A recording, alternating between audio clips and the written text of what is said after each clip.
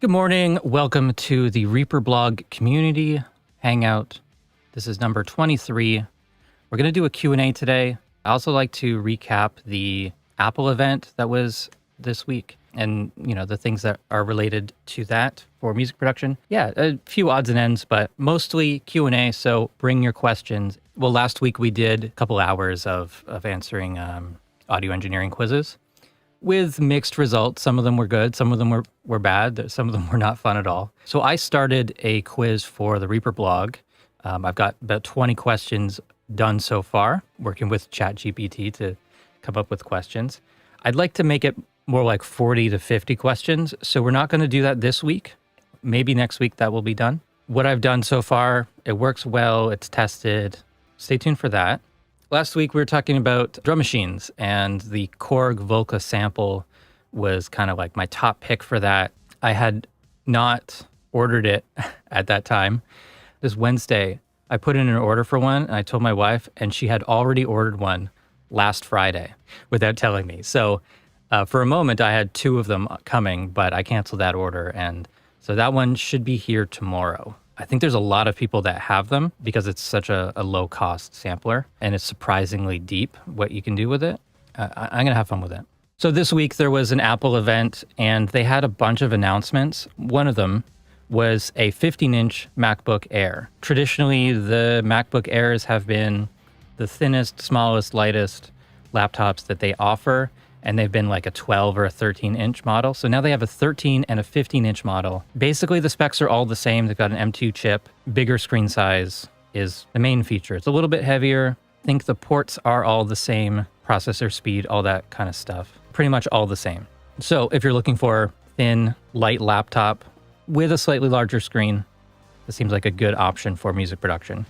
3.3 pounds, pretty good. It's also going to have better built-in speakers, if that matters to you. Mac Studio got updated. It's only been out a year. I bought the Mac Studio with an M1 Max processor the day of the announcement last year, which I think was like April 5th or something like that. Maybe it was May. This now comes with a M2 Max or M2 Ultra chip.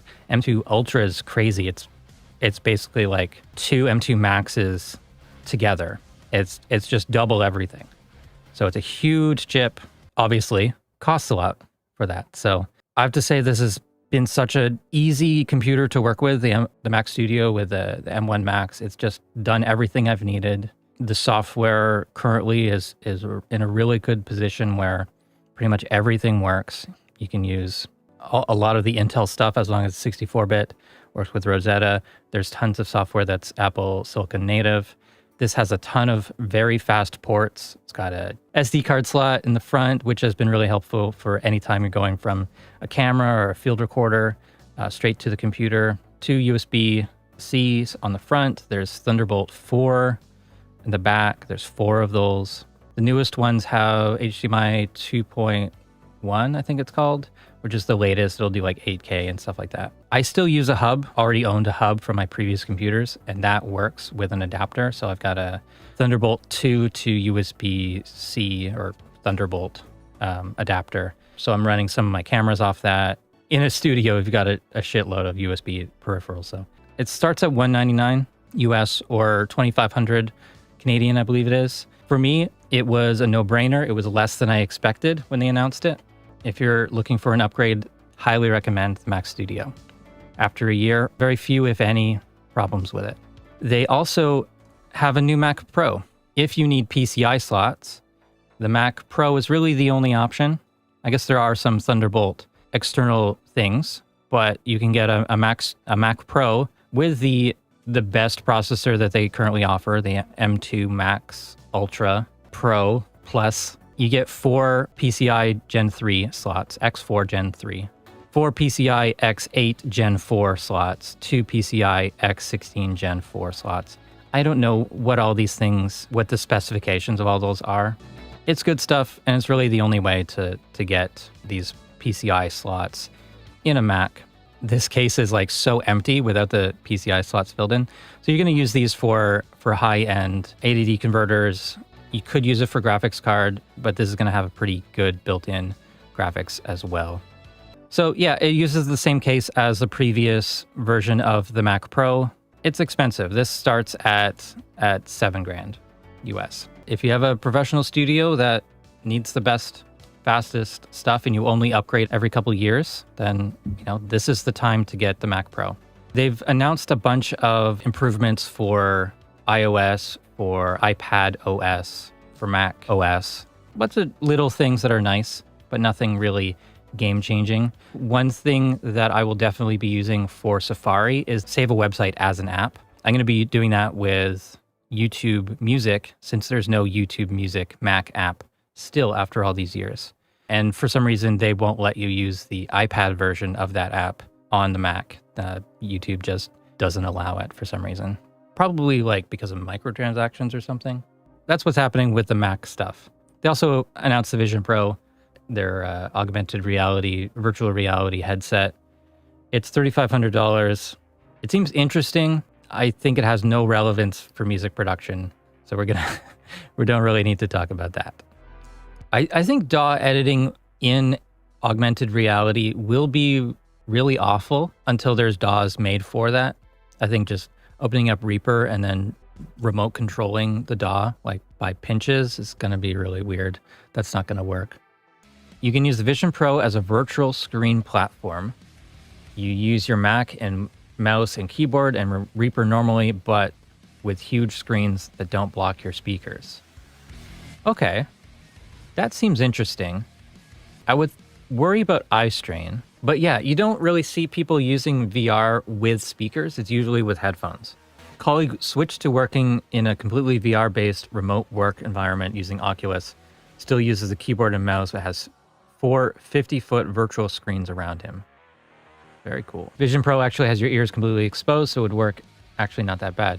The $3,500 for the Vision Pro, that's a lot. They did start with the Pro model. So I would guess that they're going to have a non-Pro model. I don't know what they're going to call it. But yeah, it doesn't really need the pass-through camera thing.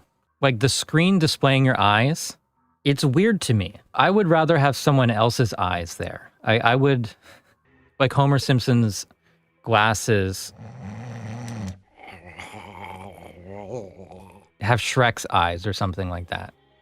Maybe they'll have an option of turning this off. I get why they do it, so that people around you can know that you're watching them, essentially.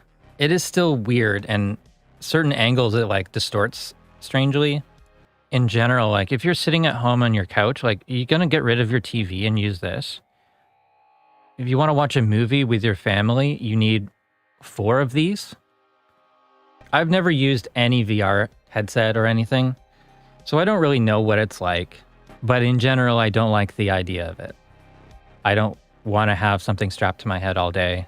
I hate wearing headphones. Growing up, they're you're sitting too close to the TV, and now the TV is a 4K display, a centimeter from your retina. So the video quality is not going to look this good. It's going to be shaky, handheld, portrait mode, Dutch angle, no lighting, and it's going to sound terrible because nobody has well-treated environments for doing their phone calls. I don't know. I hate doing FaceTimes. I absolutely hate doing FaceTime.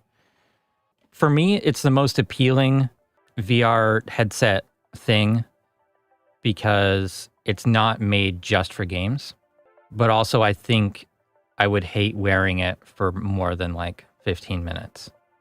It seems like the best of the best right now. But in a couple years, it's going to be much better.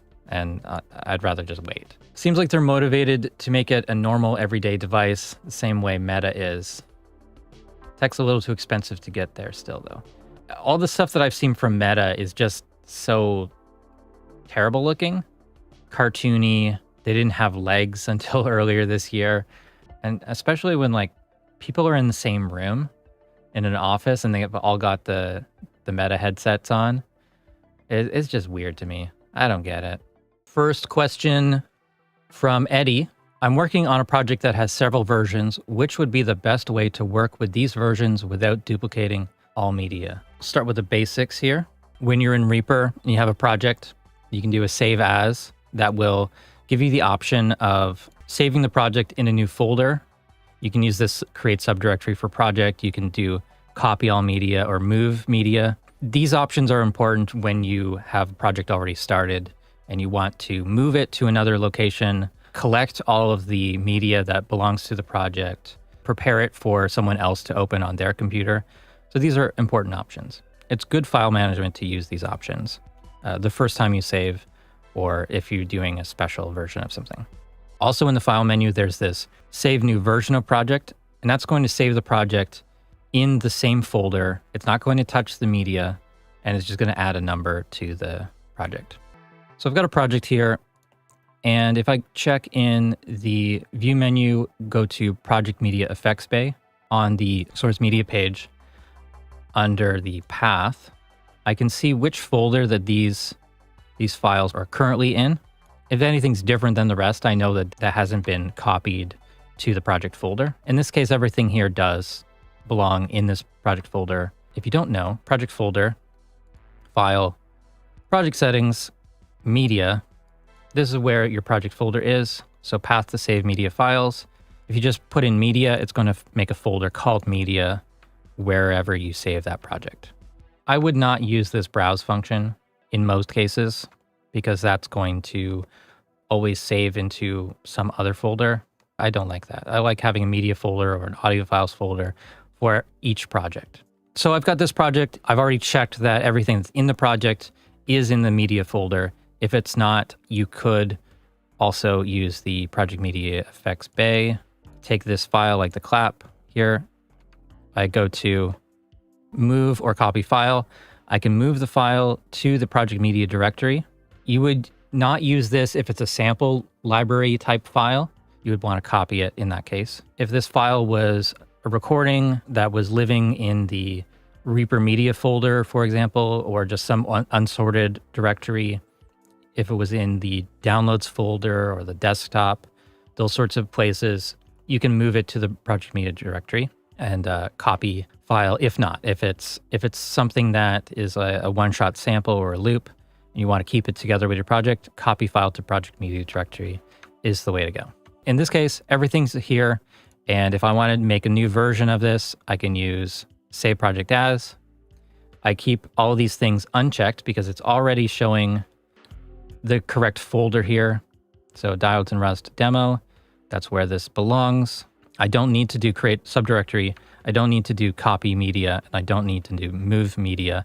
I can just give this a name like add pads, because that's like the next thing I'll do. Let's say I do that, and then I do file, save new version of project. That's, if we look here at the very top, Diodes and Rust demo dash add pads _1. If I do that again, new version, now adds a 2.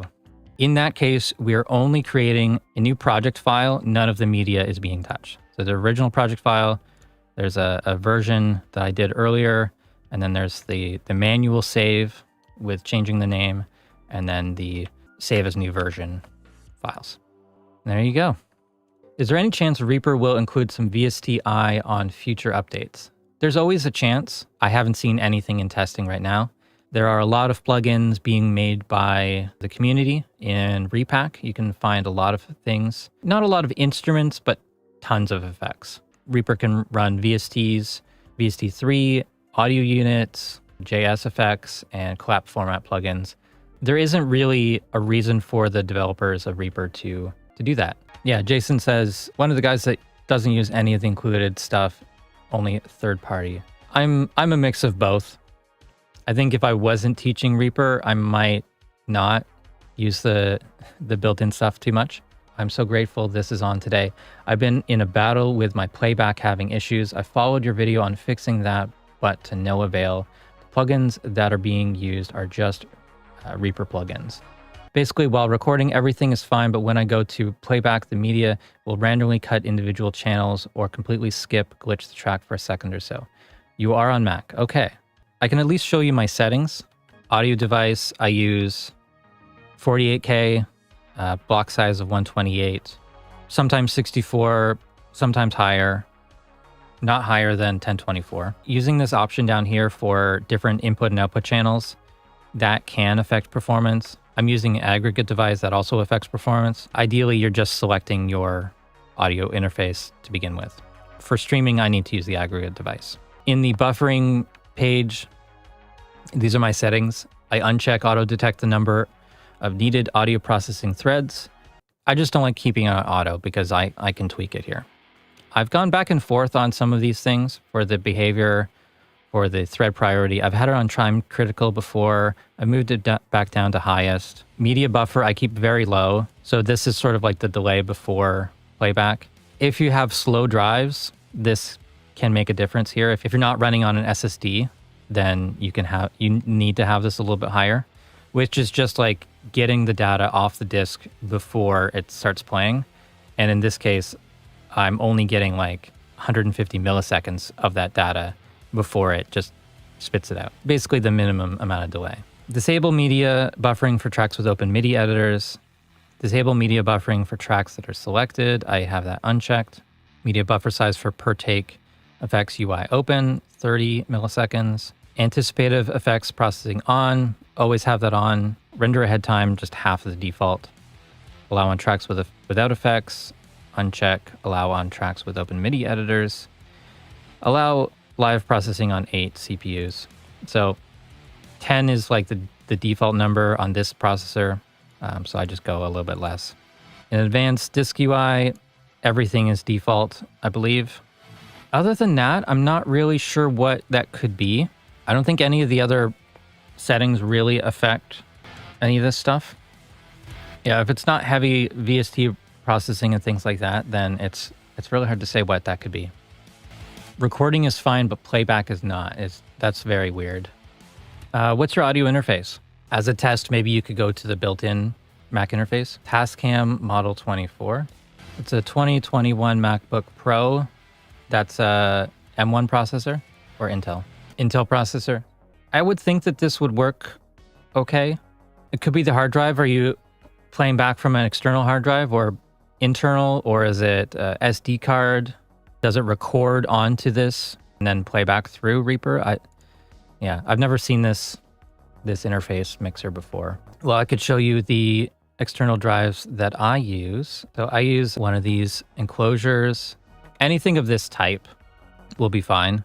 M.2 NVMe drives, they're extremely fast. So I've got 2 of these hanging off my Mac Studio for my audio and video drives. I forget exactly how they're split up.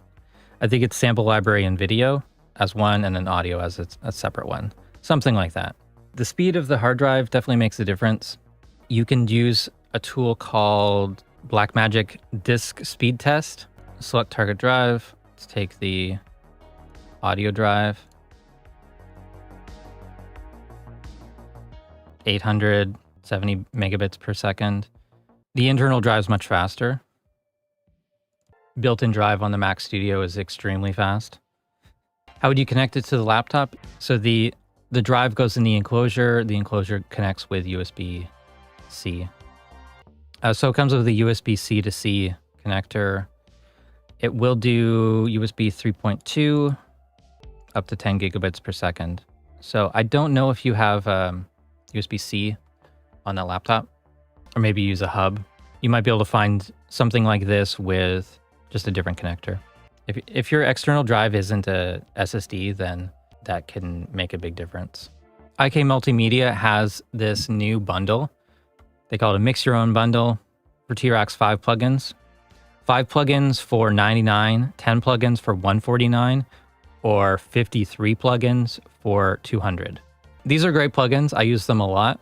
I already own probably 80% of them. Over the years, they've done different group buys and things like that. So yeah, this is a great time to get into this stuff.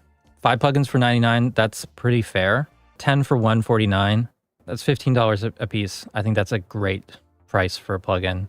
If I had to choose my favorites, I use the Black 76. I use the Stealth Limiter. Occasionally I use the British channel. Black 76 is a 1176 style compressor. Bus compressor, I use a lot. It's a very good SSL style compressor. Compressor is pretty cool for a distressor style of compressor. Dynamu is interesting. I don't use it a ton, but it's a different style of tube compressor. EQ PG. Yeah, this is like a graphic EQ. It's very flexible in its tone shaping, even with the fixed frequencies and 10 dB booster cut. Using this, you're going to make things sound way different than if you were using something like ReEQ. And for that, it's worth having just because it's very quick tone shaping. The interface makes it better for experimenting sometimes, for tone shaping rather than correction in general. I don't use this one a ton, but this is a Neve style EQ. Equal is a very nice, flexible EQ where you can change the different modes for each EQ band.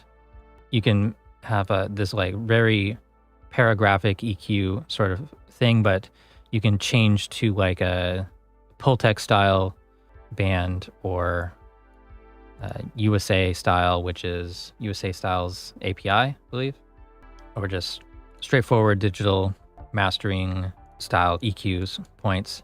And it's very quick to work with. Just double click, or actually single click in any empty spot, and it will make another band. Each band, I believe you can go into MS mode. Yeah, go into mid-side mode, go to S, and then you can add in something. And this is only going to exist in the S mode. And if we go back to M mode, we have other things in there. Or you can make them all the same. It's very flexible, good EQ. I'll use that in mastering sometimes. Mic room's an interesting sort of tone shaping thing. Just like mixing and matching the different microphones can drastically change your tone. So it may not be the most accurate thing in the world. Let's say you only have a SM57 to sing into, but you want it to sound like a vintage bottle mic. Something you can probably not afford. Sort of does this EQ matching thing, and you can increase harmonics, you can increase proximity effect or decrease it, which it's really flexible tone shaping. But also you can just mix and match. Just try any combination of these. It changes the sound and you can get some really interesting results. I never made a video on this, but it's been sort of on my to-do list for years. TRX5 1 is just sort of this mastering processor. It definitely makes things loud. It's sort of like an all-in-one kind of thing. I don't like the metering on it, and that's why I don't use it all that often, but I think it can get some really fun sounds. Stealth limiter is one of my favorite brick wall limiters. It's very, very clean. One of the tape machines I would recommend is the 80, the Studer style tape machine. Nice saturation on this. 4 different types of tape formulas, and you can change the speed. And when you play back the project, the reels move, which is, it looks nice. There's an auto calibration thing to kind of optimize the levels. True stereo, modeling the transport, so the rest of the circuitry or just the tape. Very cool stuff. Is that 10? I don't think that's 10 yet. White 2A, I think is, if you don't have an LA2A style compressor, this is one of my favorites. Mostly because this one has mid-side mode, and I use that quite frequently. You can compress the mids more than the sides, push up the level of the sides to add stereo width. I wish it mapped to controllers better because the mid-side or the separate left-right things actually don't link to controllers at all. BC670, that's your Fairchild style compressor. And white channel is a very clean SSL style EQ channel strip, and the British channel is the more dirty, vintagey sort of 80s style SSL. The SSL-E versus the white is the 900, I think, or maybe even newer than that. Clipper's also solid. Yep, absolutely. Classic clipper. Push up the gain, maybe turn down the output, and adjust the harmonic shape there as well. Very simple plugin, but useful in mastering because you can clip a little bit before your limiter, and it makes your limiter cleaner actually by distorting it before, paradoxically. Anyways, those are some recommendations for the T-Rack stuff. I've been using their stuff for years, and it's fully compatible with the latest Macs, so I would recommend it. Now, the other thing that they did right now, they've got another special, Syntronic. They've got the J60, so you have to probably click through here. Put the link in there for you. Their Syntronic instrument, you go to their free software page, then Syntronic 2CS. A Rompler, I guess you'd call it. Comes with a few synths already, but you can add on to it. You can buy their bundles. There's the standard, max, or the free version. You can buy individual ones. This one is free, and every couple months they seem to put out a free one.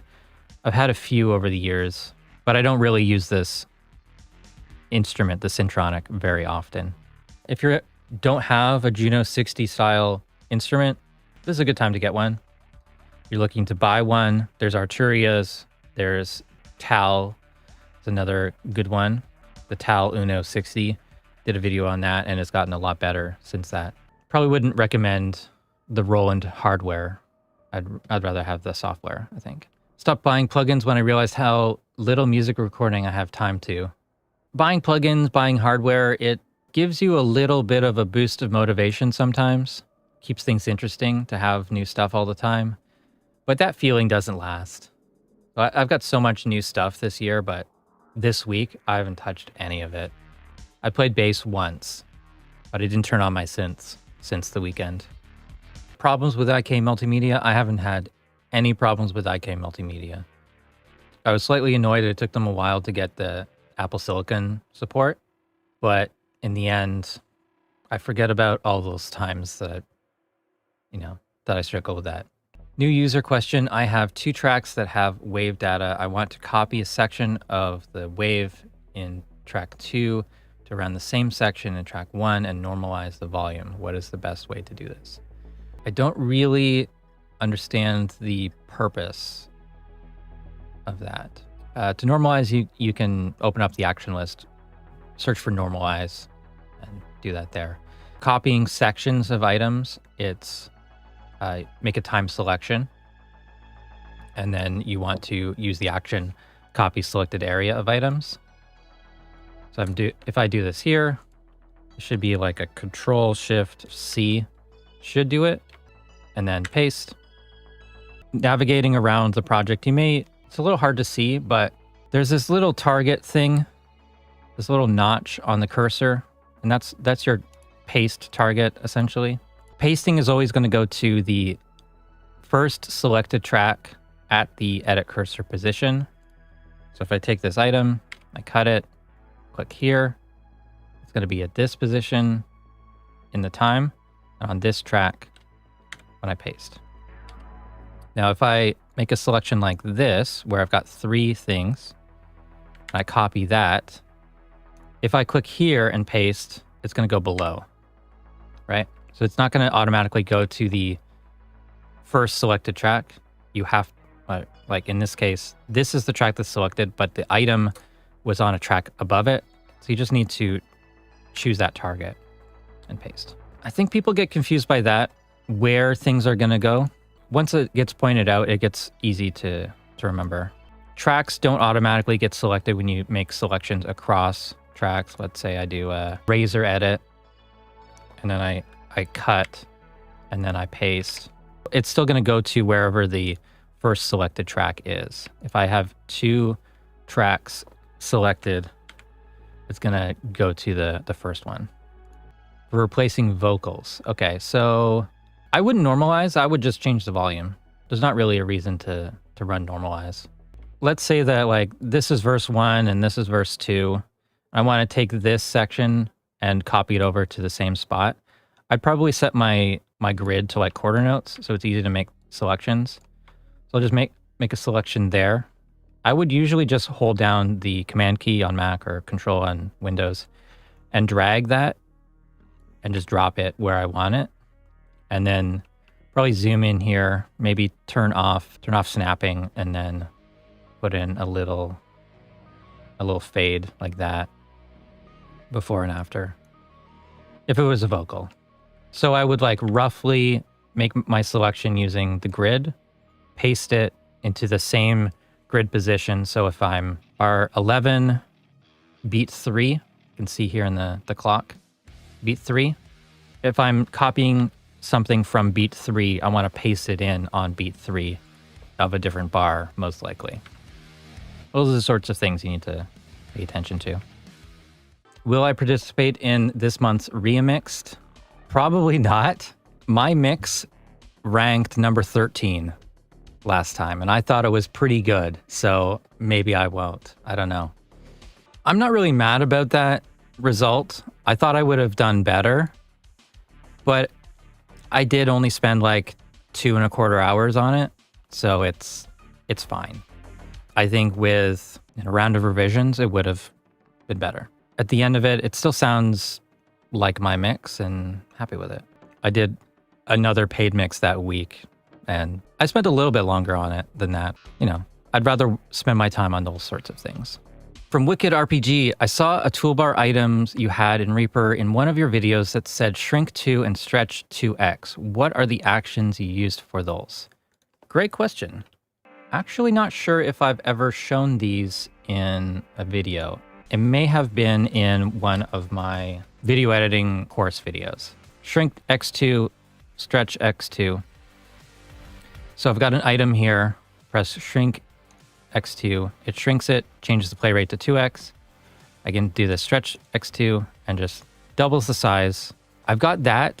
I've also got this other action. So let's say I've got a selection here and then I run this action. That's going to shrink just the section and ripple edit over. Well, it ripples the whole project, but it fills the gap. And I use that for video editing a lot. So those actions, time compress selected items by half and time stretch selected items by 2. These are SWS actions. And then the other one was shrink item by half and ripple gap, select item under mouse cursor, select only tracks with selected items, disable auto crossfade on split, split items at time selection, time compress selected items by half, quantize items end to grid, change length, set time selection to items, move edit cursor right to edge of item, select time between items on same track, which is another custom action, and time selection, remove contents of time selection, moving later items. Because it's for video editing, you want to be on a frame grid, so that's why that quantize function's there. It's going to split the item, shrink it, then there's this gap, so the edit cursor or time selection goes here. Make sure that it's quantized. It's going to automatically find this gap between items, which is this shortcut I have. And then remove contents of selection, removing later items. It does that. And when I'm video editing, I might just do this, and I've got it on a thumb button on my mouse, and it, just shrinks it real quick. Very useful thing. And then sort of related to that, I have this other button, this snowflake icon. That's going to set the item play rate to 1. Essentially, in a video edit, that's giving me a freeze frame. So that's the same as double-clicking, going here to playback rate, setting this to 0. Did I say 1? I meant 0. So that just becomes like this infinitely long drone. And I use that for making a freeze frame. I'll take a single frame, set it to freeze, and then I can stretch it out. And so this script is probably very simple. Count media items for each item, get its info, set the play rate to the lowest possible level or number, and then update the arrange. Pretty simple. Made by Christian Fillion for me. I don't think that's a public script, but that's an easy one. Screenshot that and you can make it yourself. I guess I could show you a preview of the quiz. This is what it looks like, or will look like. It's public now, but I want to add more questions. Here you go. Answer this question. When setting the gain in an analog device, what does unity gain refer to? A gain setting that introduces the least amount of distortion, a gain setting that increases the audio signal level by a fixed amount, the maximum gain setting available, a gain setting that maintains the input and output levels at the same level. Jason got it. This quiz exists. I want to make it tougher and twice as long. That's what she said. What do you guys think of Parker guitars? Ugly, cool. This one's actually covered in leather. How weird is that? I like the body shape. I don't like the pickguard. This is a pretty expensive guitar, but it's not really that bad if it's like a limited 1 of 50 gator pattern leather wrapped guitar. It doesn't seem really that expensive for it. I've never played a Parker. To me, they were always a guitar company that were doing something different than everyone else. Usually like Fishman pickups, different vibrato arms, active pickups with piezos and stuff as well. They did carbon fiber stuff, right? I think. But if there was like a neon pink one or neon green or something, might have to get one of them. I like this guitar a lot. Pink pickups, neon green. It's not even that expensive. I don't need another guitar. I really love the look of that one. Wood grain, but it's like neon. How did they do that? Is it just is it painted? Is it actually like, do they dye the wood somehow? I don't really like the look of most Charvel guitars, but that one there, the Pro Mod San Dimas, this one's special to me. As a carpenter, I do know how they do this. Tell me. Raspberry Jam. Oh yeah, that makes sense. This is a pretty cool one as well. It's got that kill switch button there. Pretty cool. I should get a kill switch in one of my guitars. Be pretty useful, I think. Just layering tints and wiping. I don't know how you keep the black parts black and the light parts light. That's the main thing I'm confused about. So I know they don't like scrape it off to show the grain. I would like to try to get a good bass tone for my newest bass, which is a 5-string. There's a bunch of different things we could do. I kind of like to get some suggestions from the chat of what to do for bass processing. What's your go-to out of the options that I have? What would you like to see? I've got the SVTVR plugin from Plugin Alliance. I've got the classic version, which is just limited version of this. We've got Helix Native. You can use that. We've got the Growler from Eris Effects. Got Bass Professor Mark II. But let's start with Amplitube.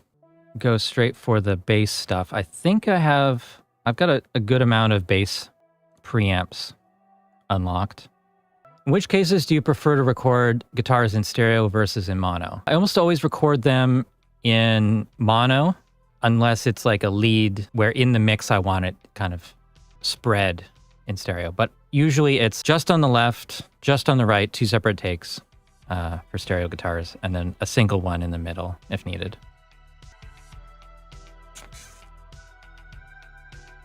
New bass. Can you see that?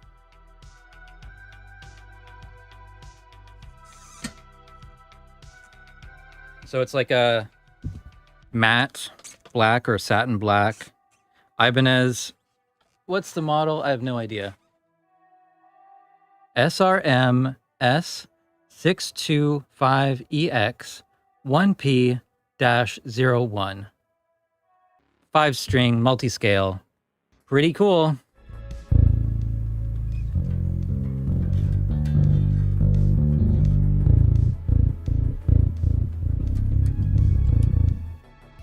I don't have a 5-string, but I really like parallel distortion for my bass parts. Mess with guitar amps, weird distortions you don't normally grab, etc. Yeah, the thing is, I want it to be simple, and I want it to be able to like preset this.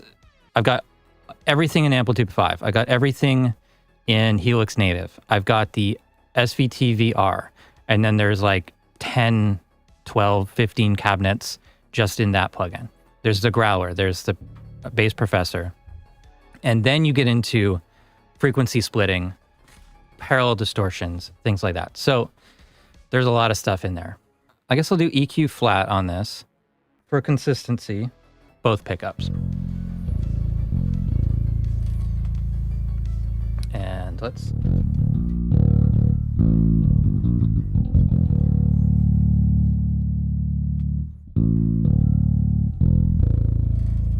I don't like the overload on this.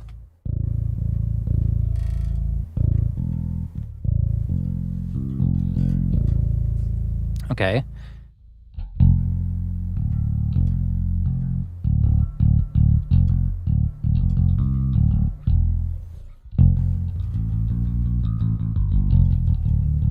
Vulture Culture is here. Hello.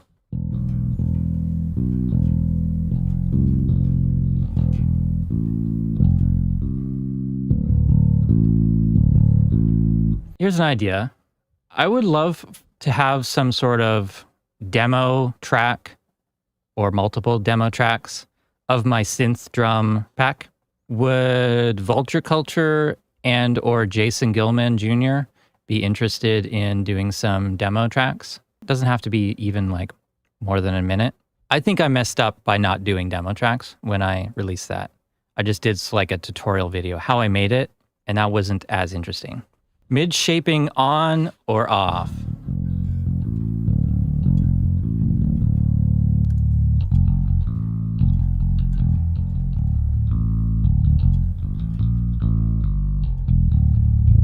Andreas Franzman asks, is there a way to make the track height as low as possible? Example in Logic for more real estate in Reaper Default 6 theme. Reaper Default 6 theme, the minimum track height looks like this when it's armed. What I would suggest is actually, Vulture Culture called it, folders can be collapsed like this. That makes it smaller. And once again, that makes it super thin. I did tweak my my Reaper thing here. Let's go to default. It's still small, so I don't know. You can make them super small inside of a folder, the super collapsed state. If you really don't want to see the tracks, just hide it. Having actions like show only. What is this? Alt. Show only selected tracks. And then shortcuts for bringing all tracks into view. These are things that I use a lot. All right, so with no effects.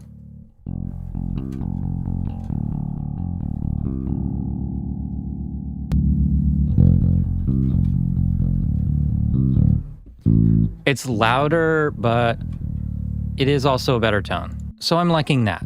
Let's go to cab. So this is a 4x10. Let's turn the room off completely. So the mic, let's get this more of a bass type mic. Dynamic 20.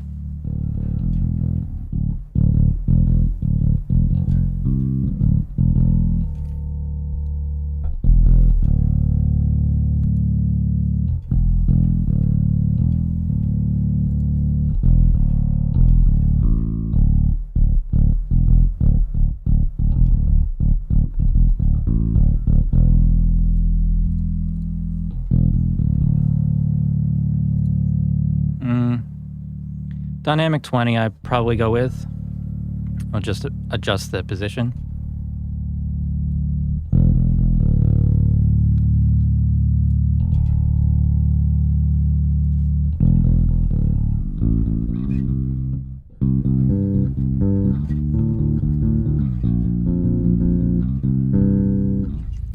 Okay, and yeah, cab. Let's try some of the other cabs. 4x10s, 4x12s are mostly guitar cabinets. For some reason, I cannot select. It's just flickering. Let's try this other bass cab.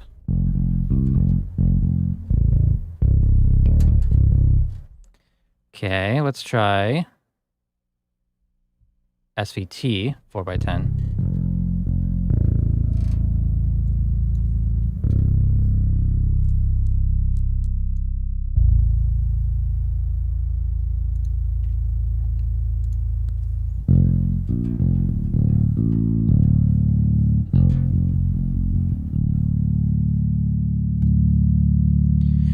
Okay, and for the second mic, the tube, the ribbon mic is usually the most most bass.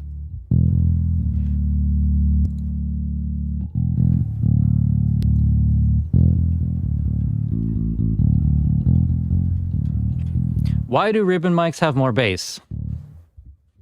Does anyone remember? Think back to our quiz last week. What polar pattern do ribbon mics have? So why do we hear more bass?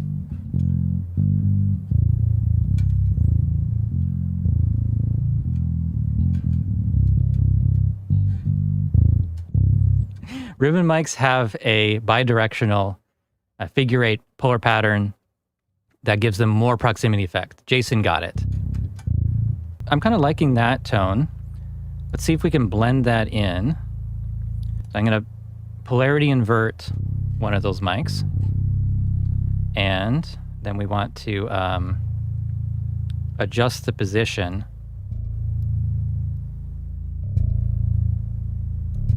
Basically until it gets as quiet as possible. And then we flip it again. And now those mics are working together.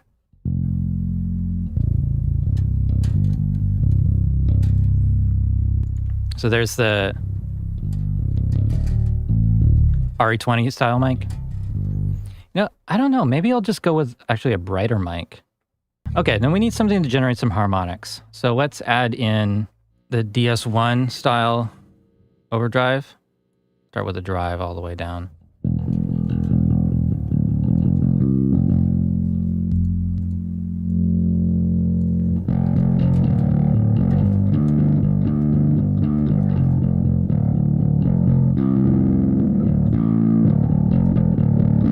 Let's try mixing this in before the cabinet, because does this give me a mix control? No, it doesn't. Huh.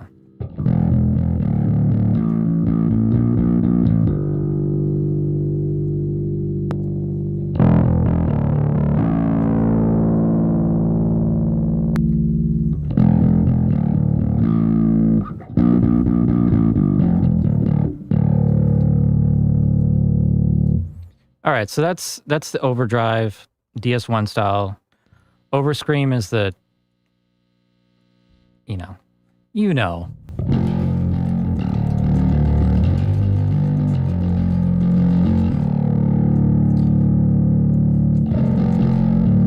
So I'm not going for like all out distortion really.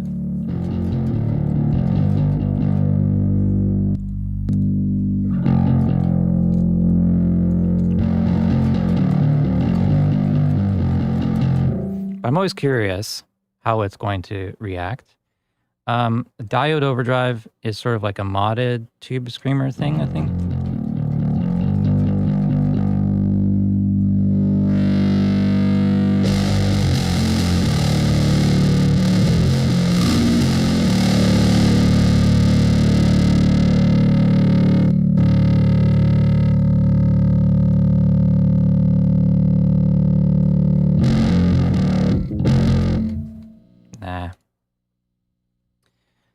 Pro drive, rat distortion,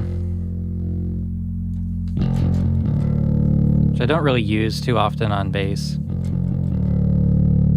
I don't know.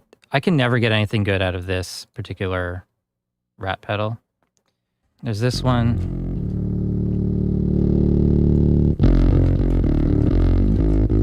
It's sort of a weird fuzz kind of thing.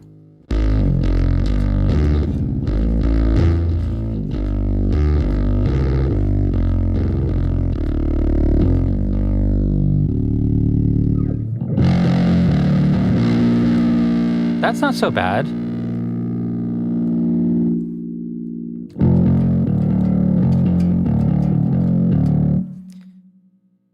Maybe that one, I'm going to try putting the molar here. This one has a mix. Yeah, this one has a mix. So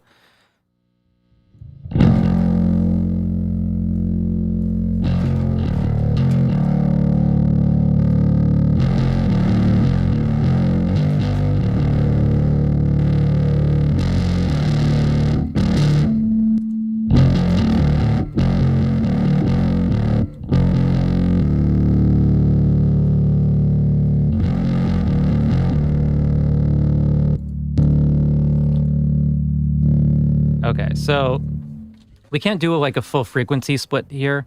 We can let through some of the original bass.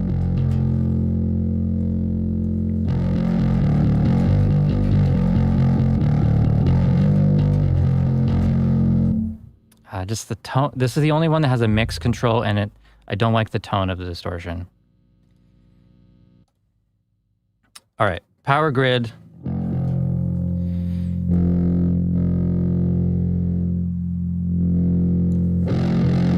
So I'm liking the tone around, or the gain around there.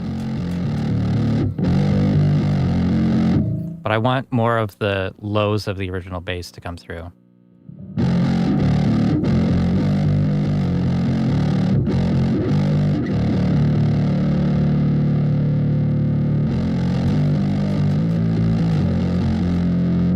This one's working okay.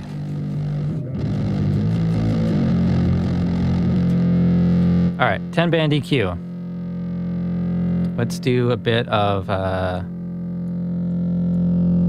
these highs.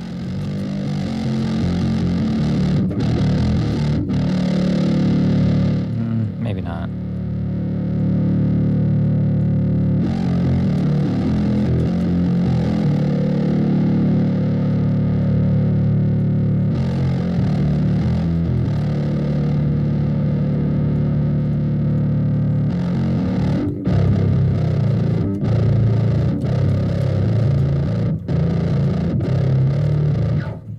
Yeah, if only there was a mix control on this. I want a little bit... just turning the gain down slightly totally changes the sound.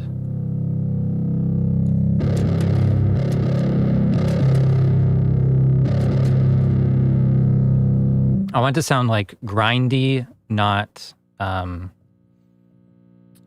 don't know, fizzy or scratchy.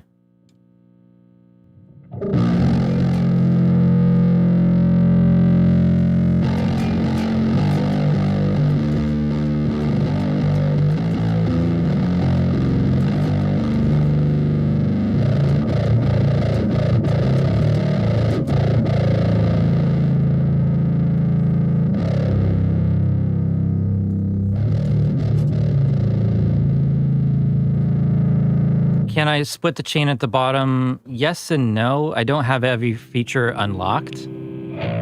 It splits it at the amp section. And then these other two I don't have.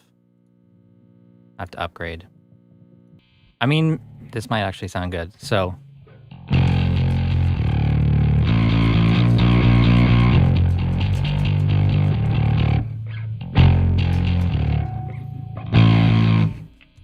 So, could I move the power grid to... I could put it after the amp? A little weird.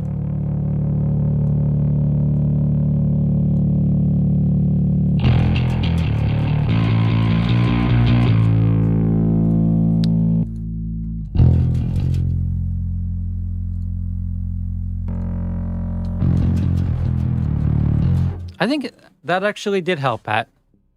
Right, so nothing's coming through on that. I can blend that in.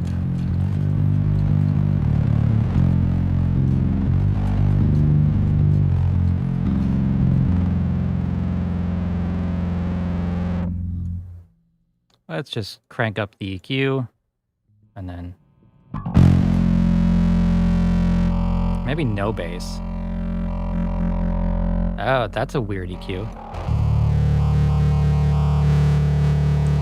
Also, at this point, we're messing with phase pretty bad, so...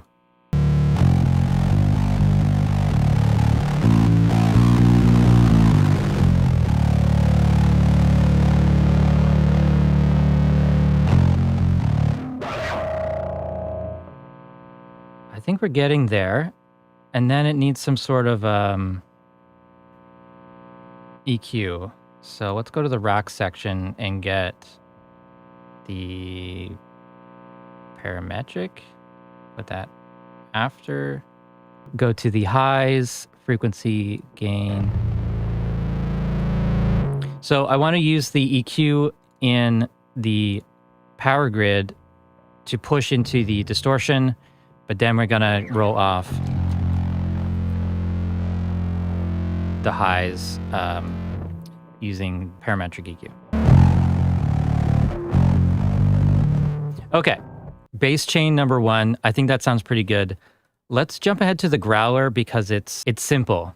And for my Fender bass, all I usually do is turn off the growl mode, keep hot mode, and I crank these.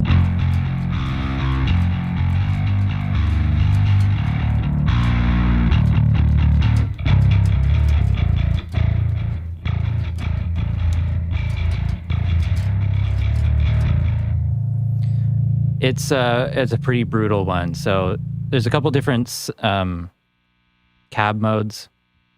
So let's do IR2. There's a little bit of room in these, which I don't know if I love that.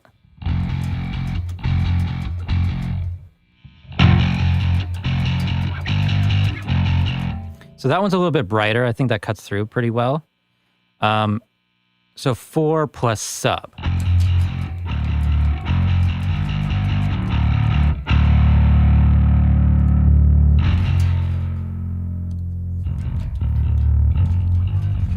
So this growl mode,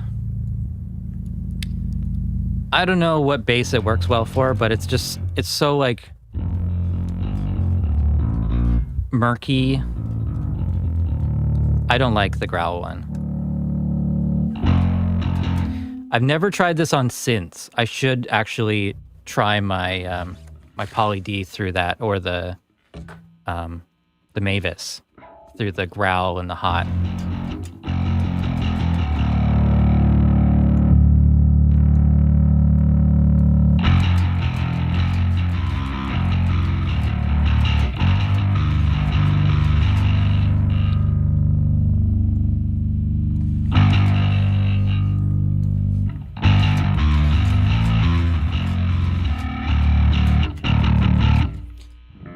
I'm liking this one pretty well here. This is totally different sort of tone. As soon as I come back to Amplitube, I'm not liking the parallel chain anymore. This seems like a pretty good basic rock tone. But I would like some parallel distortion. But it's too grindy now.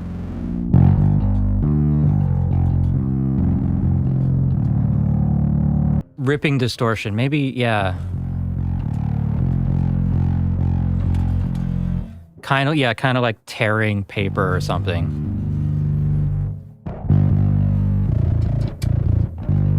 It's okay.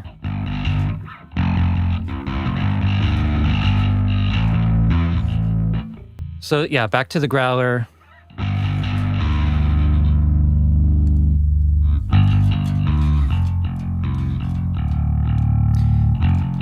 So with both the growl and hot off, this is just like an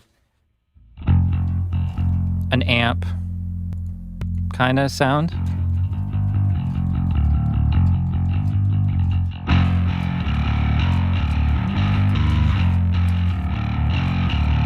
Almost seems like a split distortion, like two different distortions are happening. The lows.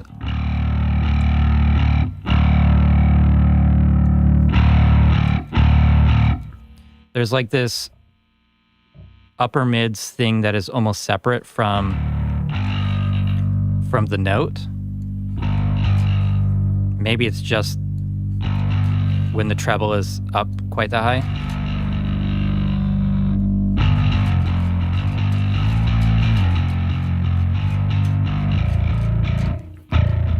Yeah, like this still feels really powerful.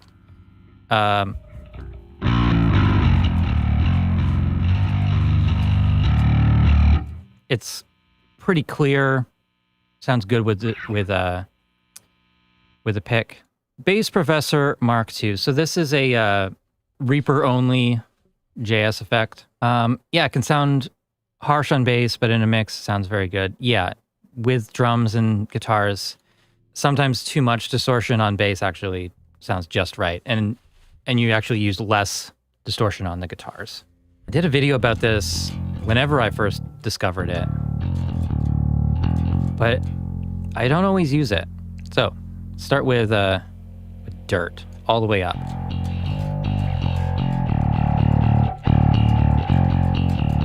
Let's give it a little volume boost. Interestingly,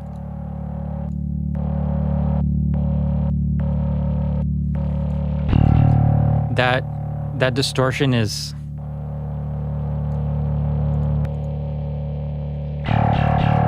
sort of just in this one frequency range.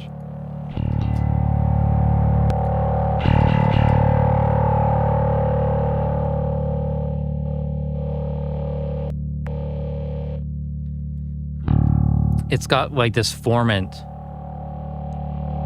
like an ah sort of sound.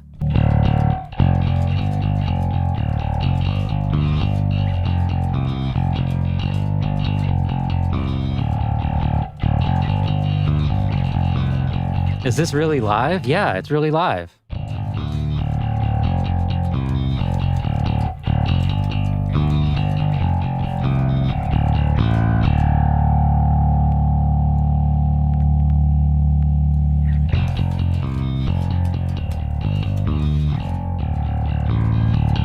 Have I been clipping like for half an hour? Kind of like to know.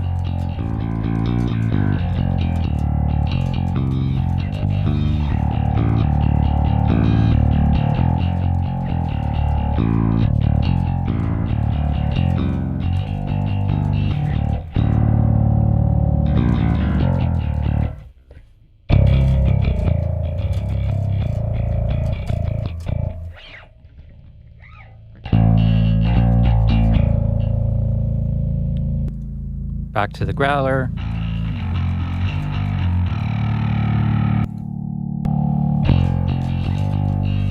Yeah, I want more dirt. What I always find with this one is like tonally, like the sustained notes sound good, but then when I pick, I just hit all that compression on this.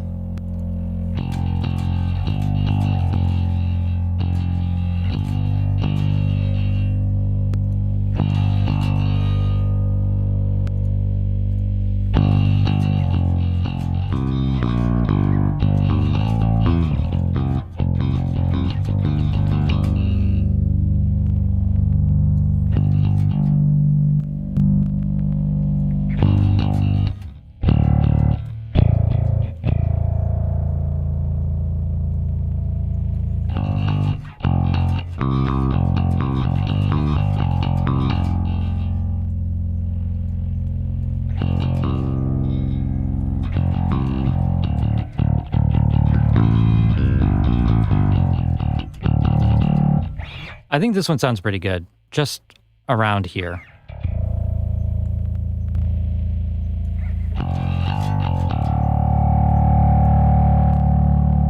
More compression makes it sound thin.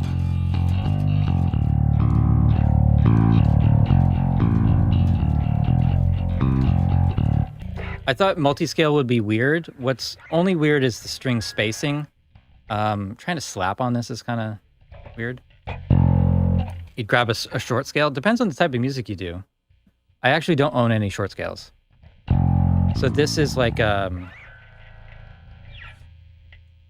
30, I think 35-inch scale on the lowest string and 34 on the highest string. So like the bridge is at an angle and the nut is at an angle, and then the frets. It's not a trick of the camera. It's not a fisheye. It's a weird angle. But it makes it more comfortable, and the notes should be more in tune all the way across the fretboard.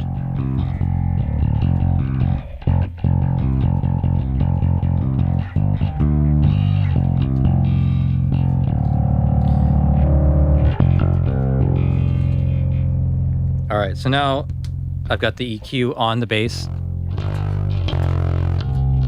So now it's overloading.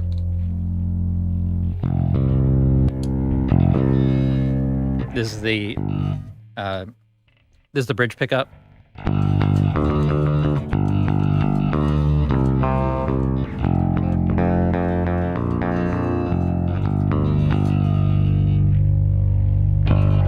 And the neck pickup.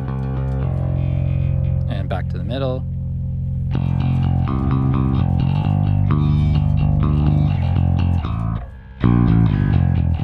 Yeah, I'm not a show-offy bass player guy, and I've been playing bass probably since I was 15. Never got better. No, I stopped playing in bands, and then my skills just stagnated. That's Bass Professor. That sounds pretty good. That's a good option. The Ampeg SVTVR. This is my favorite of the Brainworks Ampeg plugins. I demoed them all, and this is the only one I ended up buying. So we're going for sort of like a rock style bass tone. Bunch of cabs. This drastically changes the tone. There's these ultra high modes, ultra low modes. I like to have those on because that's what makes this amp interesting, I think.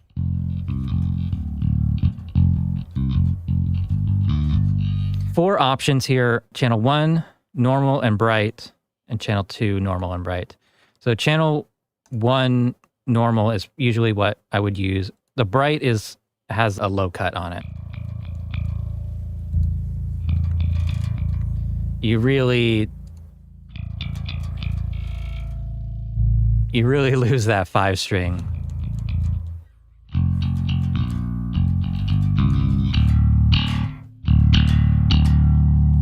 Okay, and then turning up the volume here, that's turning up like the preamp volume, this is a tube amp, so that it's going to get loud, but that's how you get that distortion.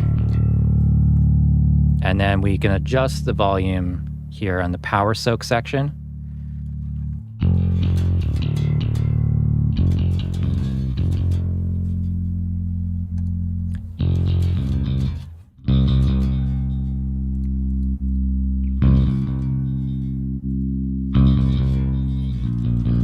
And then, so there's a horn speaker for highs and upper mids. Adds a little bit more clarity when that's on.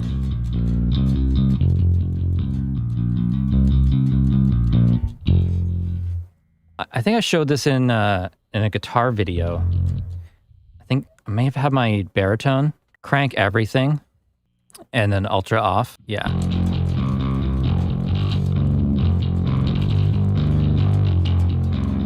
That sort of tone there kind of works with baritone guitars. Just give it a lot of level, maybe run a distortion pedal through it. Pretty cool. All right, back to channel 1. There's 3 positions for mids.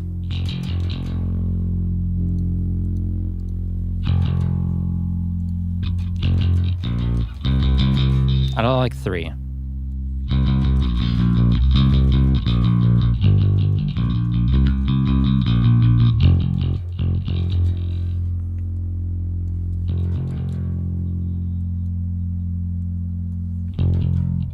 What if I go to the bright mode and then crank the bass? And then go back to this mode, and I think that's better. Ampeg 8x10 with a 563, which is a tube bottle mic, and some EQ. Let's go to next one. So without EQ, 257s.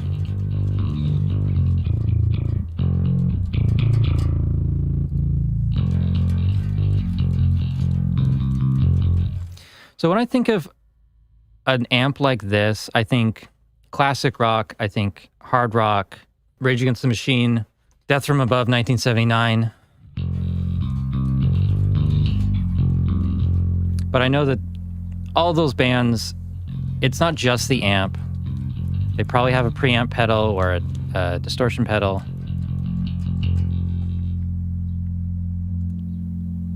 Bass cut. No. Off.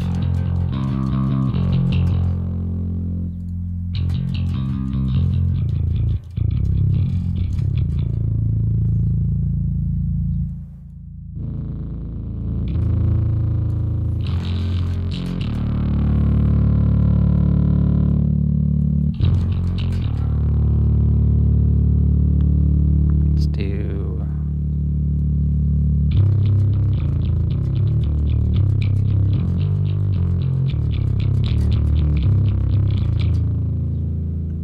So kind of really pushing that tube emulation in there.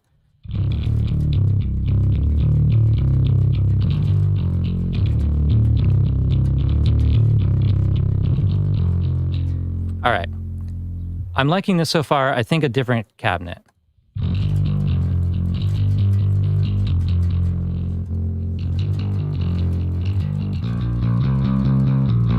SM57 or SM7 plus a ribbon mic.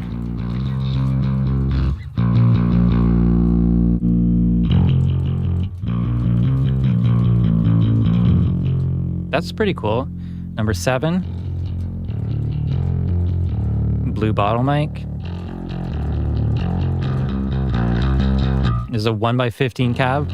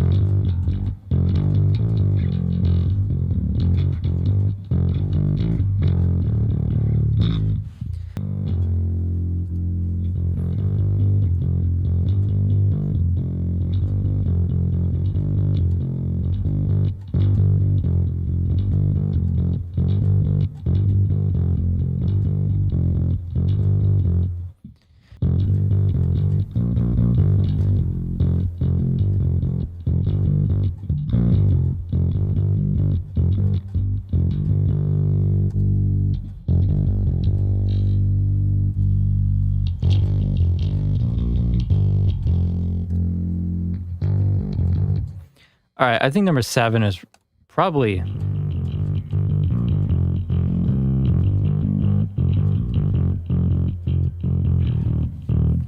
So this one's like punchy, not super deep like the Growler was.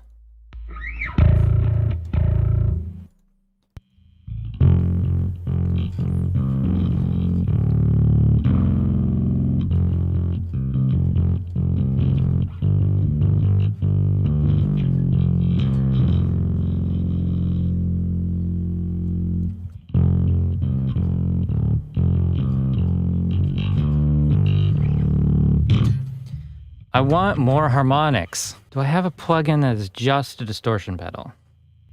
A good one. Could try the More plugin.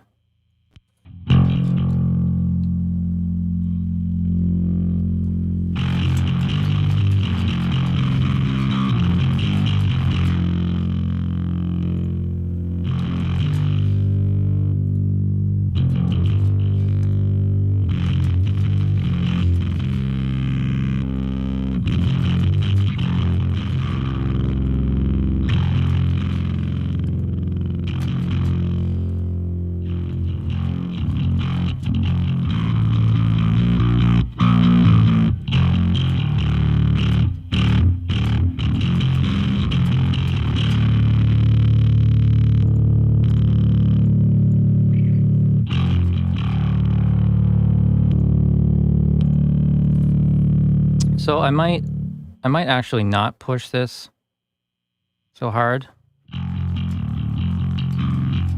Let's bring up the power soak again.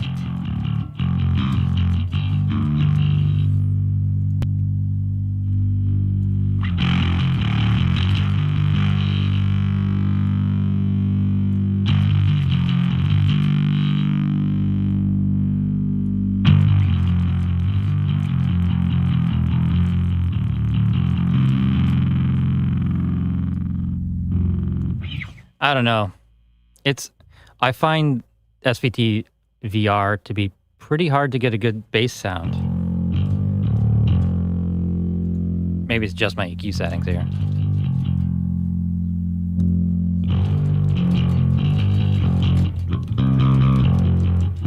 Yeah, that's actually sounding better. Channel 2 with ultra high and low off. And then, yeah, I don't like this more plug-in on bass. Here's an amp you may not have seen. This is called Goblyn from, I'm not sure what company, from Aurora. This is not a bass plug-in.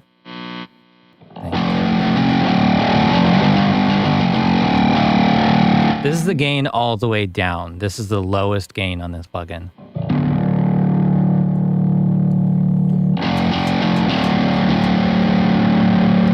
There's 2 cabinets.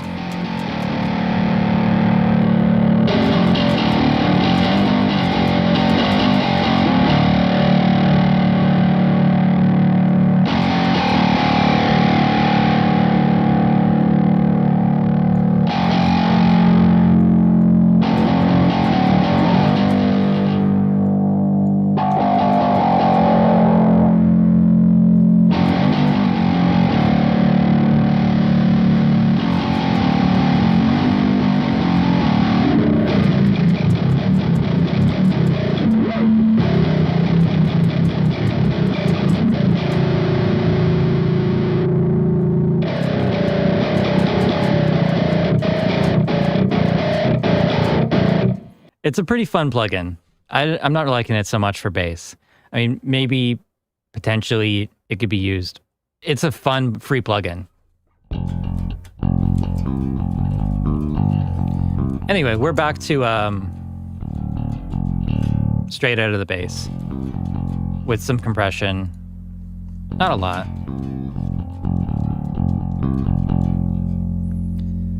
Here's the first bass chain we came up with.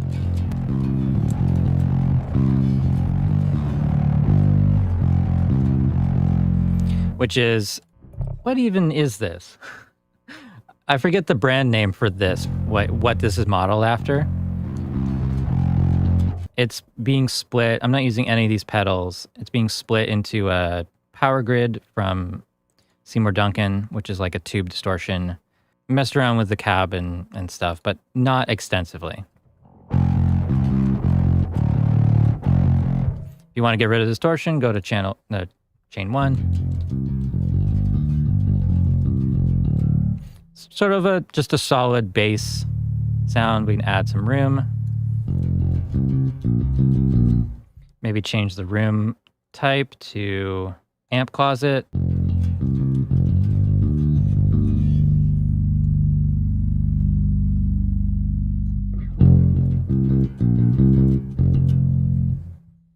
Second chain was the Growler, which we're just using the hot channel bass at whatever level that is. 8.7, treble at 9. I think there's a lot of hidden parameters in this that I didn't know about. Bass Professor Mark II is a bit like a OTT or something like that, where it's a split band leveler.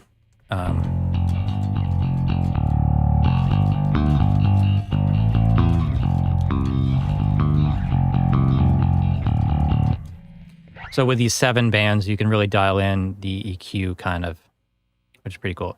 It's not really EQ, I believe it's like output gain of each crossover point, kind of.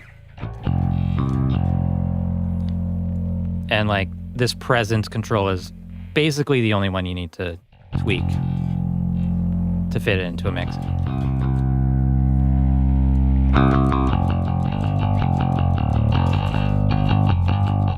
So it's basically like more pick or less pick. Pretty good option. Goblyn is just...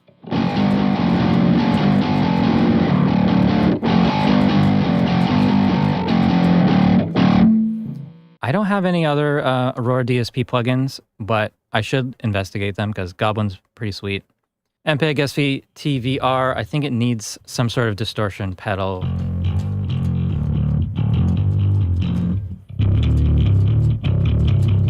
It took a long time to get to this point on it, and I don't think it's that great. Okay, and then we're up to Helix Native, which always a bit of a beast to tame. Let's just get rid of everything. And we'll start with a amp model, change this to bass, about a dozen different models. I'll just take one at random, SVT Pro. And then we need a cab, and we'll set this to a single cab, 2x15 brute. Sure. Oh, what the hell? I gotta choose a block first. Damn it. Let's try this. I lost it. 2x15 brute. It's got a D6, Audix D6 dynamic mic. Oh, it's been a while since I've used this, and they actually changed this interface. That's quite nice. Angle 0. Interesting, very interesting. Let's start with the high cut all the way off. And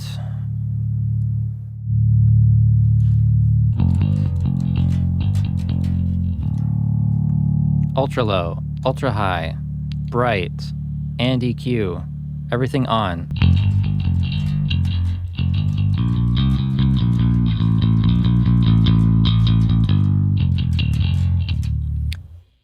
That's already a pretty good sort of modern sort of bass sound. It's got a bit of grind.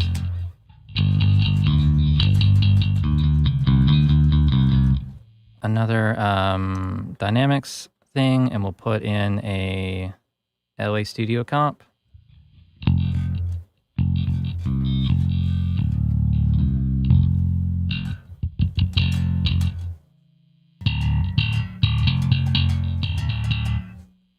Let's try it before the amp.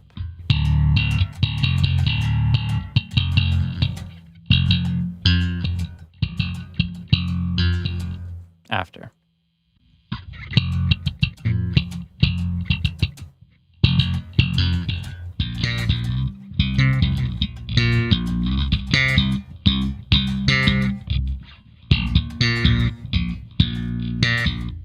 Now, let's see if we can find some sort of bass distortion.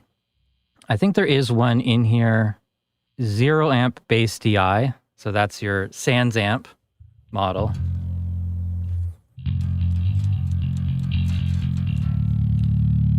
I wish they would start with like neutral settings, because it's always so weird to jump into a different model.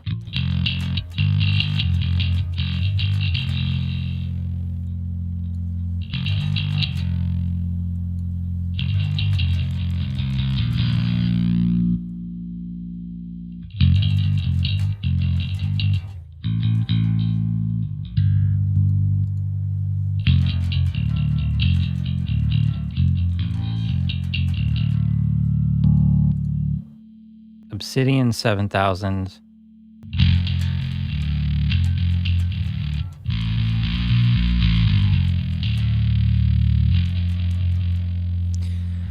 So this is based on the, what is that company called?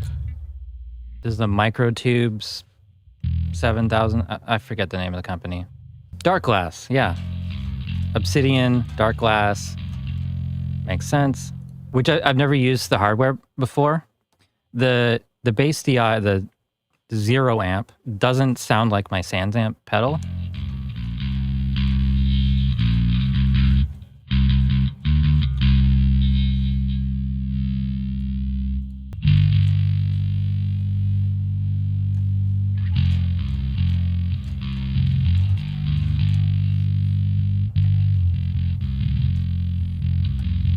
And again, like I was complaining about with Amplitube 5, this doesn't have presets for the individual models, so it's like so many parameters you have to tweak every time you load it. And it doesn't look like the real pedal, so you don't get that like natural order of operations. every pedal and stuff looks the same.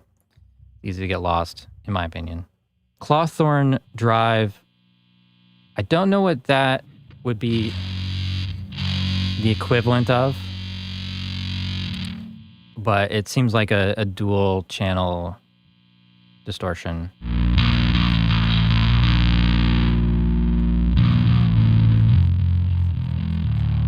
I don't really like any of these. Ratatouille.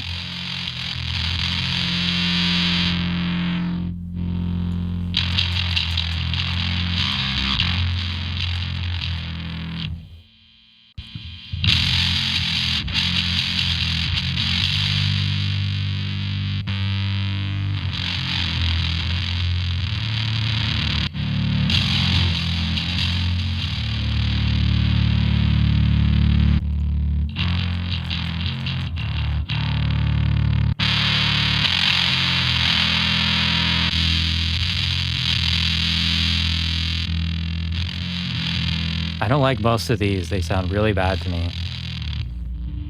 They all sound so bad to me.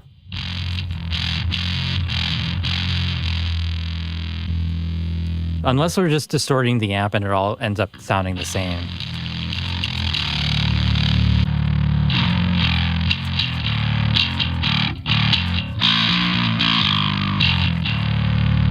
Is there something like a blues driver in here?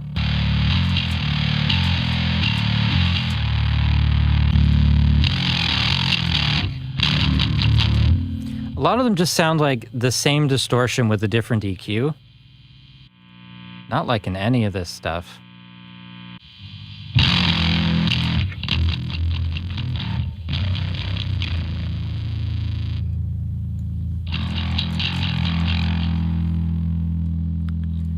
Cab, that's probably where I should tweak.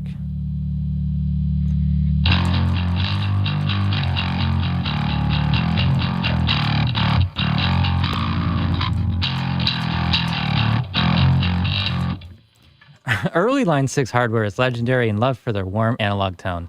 That's funny. Be more sarcastic.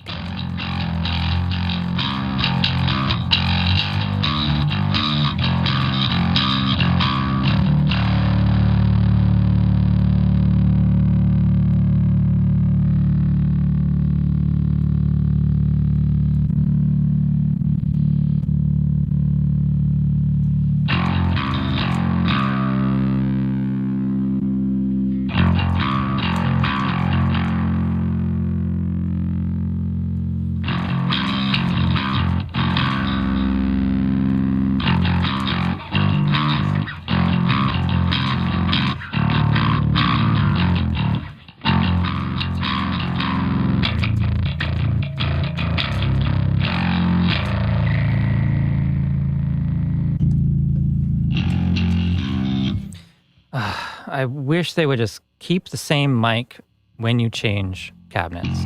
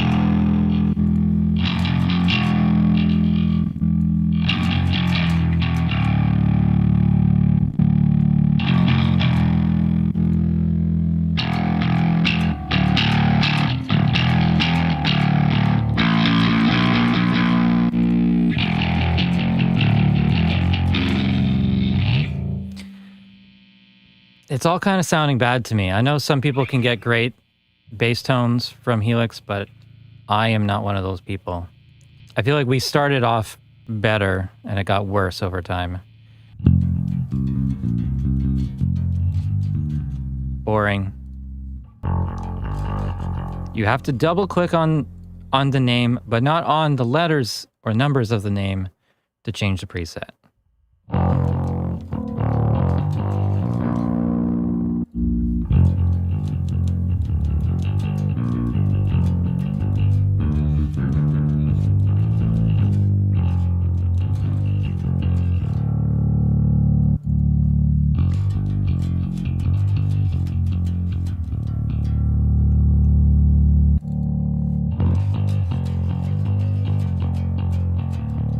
I still kind of want one of those, the Pod Bass Pro racks.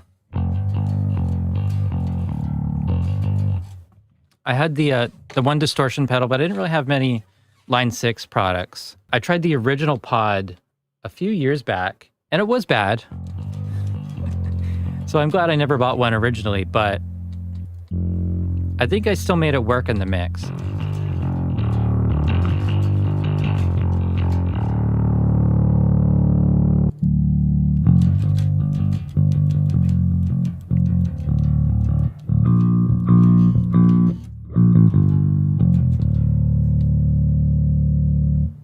Bass parallel fuzz.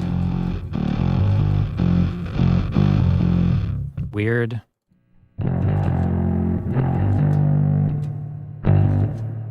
Nope.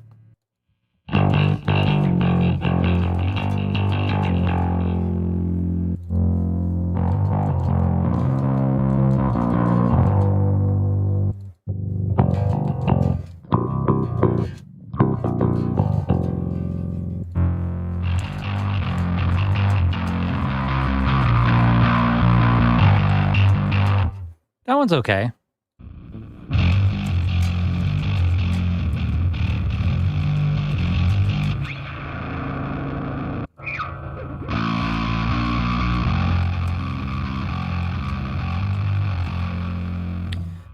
This one's okay. I could see it being like kind of annoying. Oh, this routing's kind of weird. I guess this is parallel.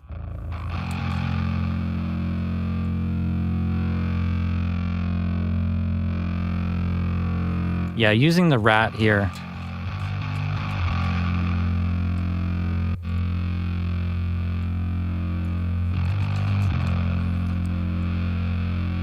It's just got, the rat has so much like high-end fizz that's kind of weird.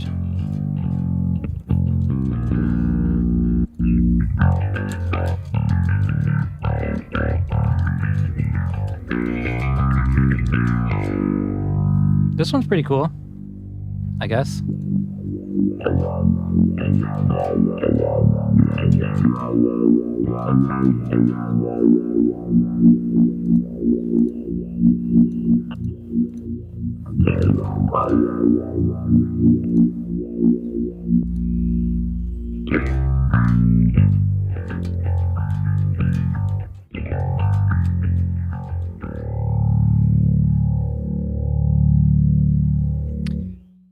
There's some really weird stuff in Helix that I just never see being used.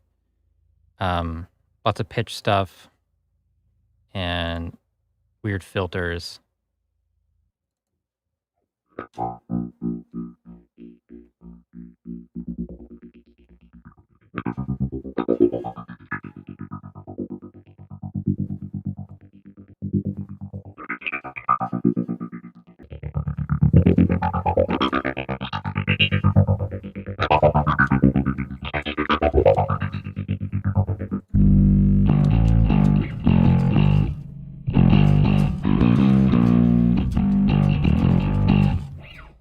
Okay, this is kind of more like what I wanted.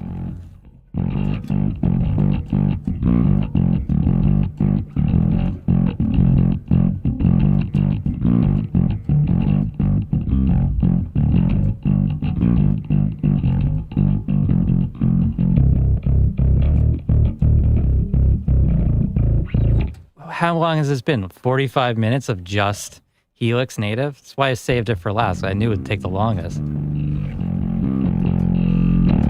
But I thought I could get a good sound without going to presets, but this is a simple preset. So it seems like one model is going through a boost pedal, or one chain is going through a boost pedal, and the other is going through a distortion and a amp and cab, 4x12, 4x10.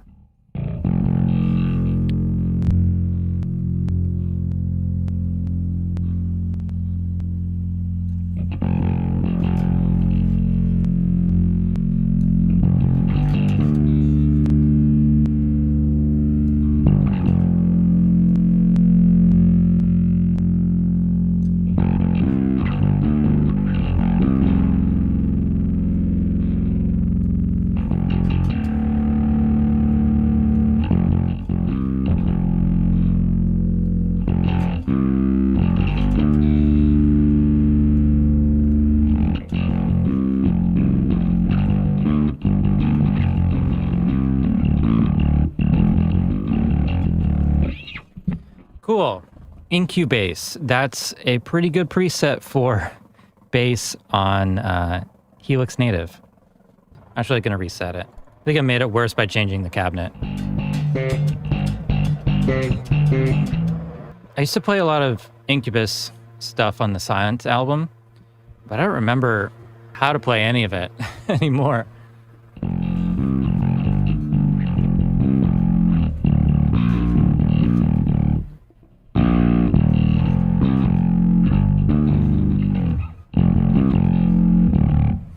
Curious if how my Fender sounds through this now. Switching to my Fender Aerodyne bass, jazz bass.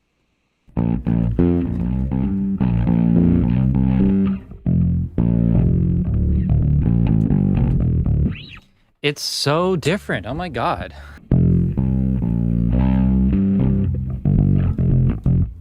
Now this sounds like a vintage, I don't know, flat wound bass. Maybe it's just my dead strings, but it is just so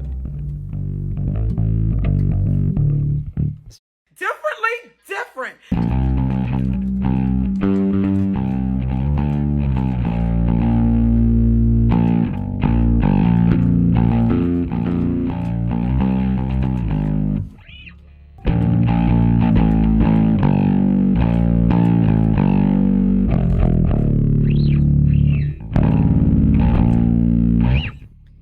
All right, so going back through the stuff we've done so far, let's see if any of that translates to this other bass. So this is the Fender Aerodyne Jazz Bass. This is Amplitube.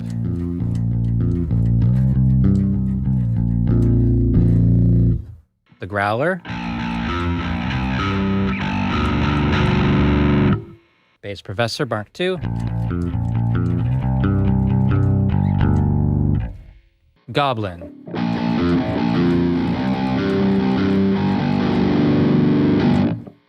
Ampeg SVTVR. That's a good fit.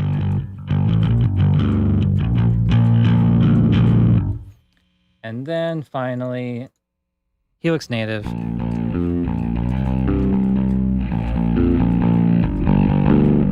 A little dead sounding. I should probably put some fast fret on it or something like that. Action seems so high now. I'm getting used to playing that 5-string, and then this bass seems totally different, and I was so comfortable with it only a month ago. Don't I have real distortion pedals? I have too many distortion pedals, which also complicates things. I've got the MXR Bass DI Plus, a Rat pedal. I have a Super Overdrive, SansAmp Bass Driver DI, a Big Muff HM2, a Tube Screamer, an Acapulco Gold. I guess that's it. That's a lot.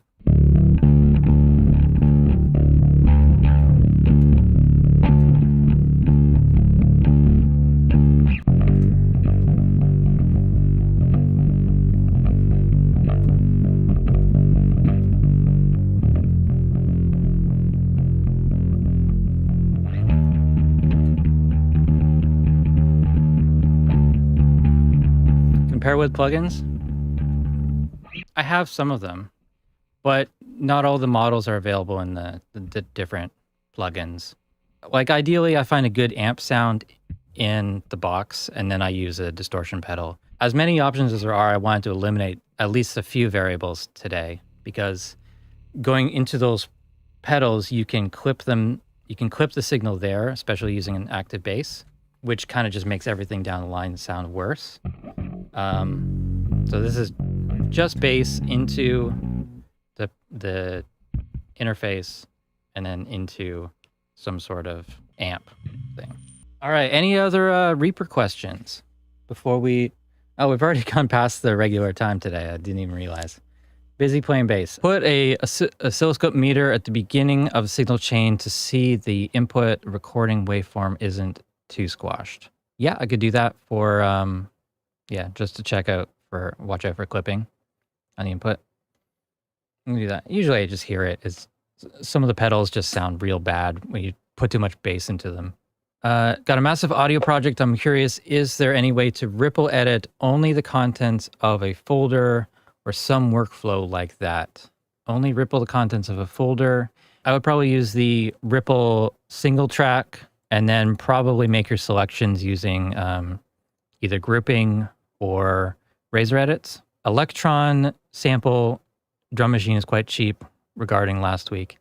Yeah, I've got a Volca sample coming in the mail. My wife and I actually ordered 2 last week. Mine should arrive tomorrow.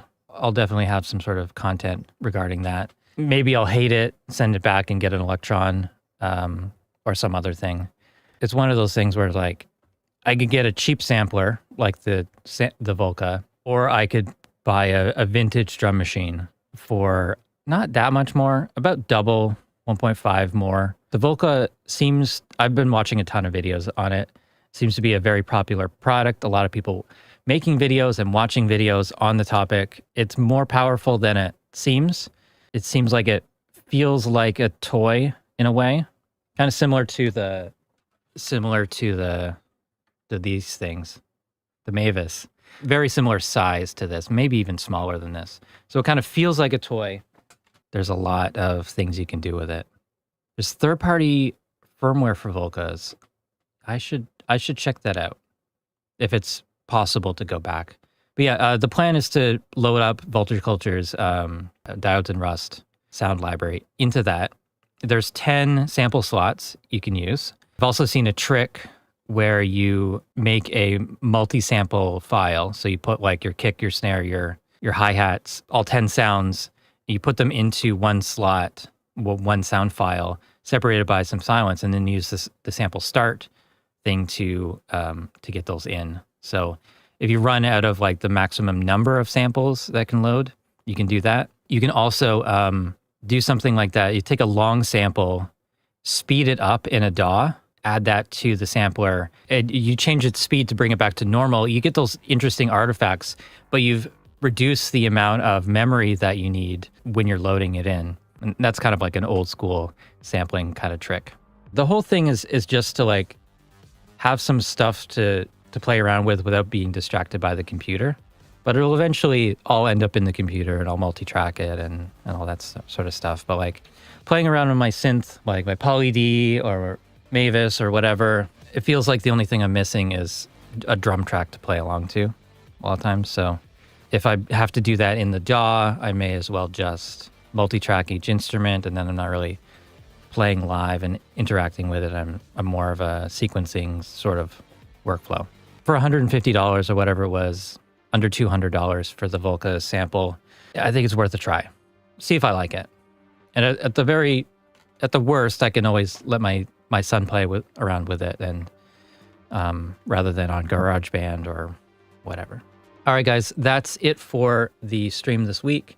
Thank you so much for being here on the live stream. It's been great to have you guys leaving comments and interacting with me this week. Thanks for making this part of your Friday afternoon or evening or whatever it is where you are. I'm going to go have my lunch. Thank you for being here. I will see you guys later.